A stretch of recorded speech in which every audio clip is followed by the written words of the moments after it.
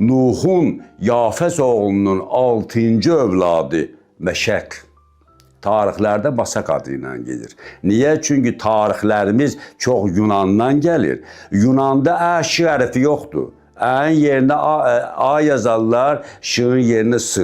Buna görə də Məşəki Masak yazırlar. Qoy olsun, Masak olsun, Yafəsin övladıdır. İlk dəfə tarixlərdə var. Hətta dini kitablarda, Tövratda, İncildə yaradılış bəhsi var. Orada da göstərir ki, demək bu Masak, demək Məşəq necə gəldi? Peyğəmbər öz övladlarını göndərdi müəyyən nöqtələrə, gedin sizdən millətlər əmələ gəlsin. Həmin Məşəq də bura gəldi.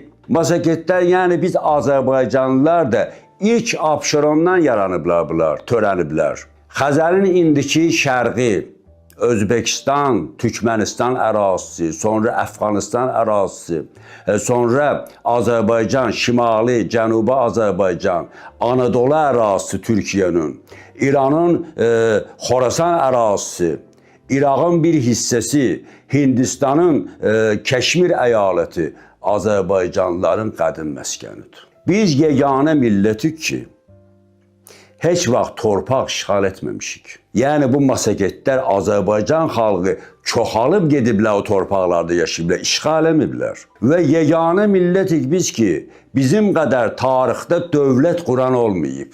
Həmin bu dedi ki, Məşəq gəlib burada məskən salıb, ondan yaranıb Azərbaycan əhalisi.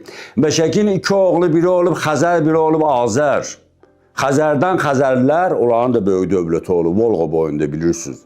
Volqa boyunda Don çayına qədər böyük dövlətləri olub. Biri də Azər olub. Azərdən bu Azərbaycan xalqıdır. Özü onun adı Azər olmub, Azərbaz olub. Azər bildik biz baz deməkdir. Baz bir kütləyə, böyük bir sayı olan əhaliyə deyər. Məsələn, indi bazar sözü ondandır.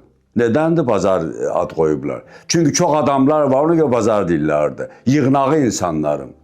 Azərbazdır demək Azərin milləti. Onun demək övladları, onun insanları, törəmələri.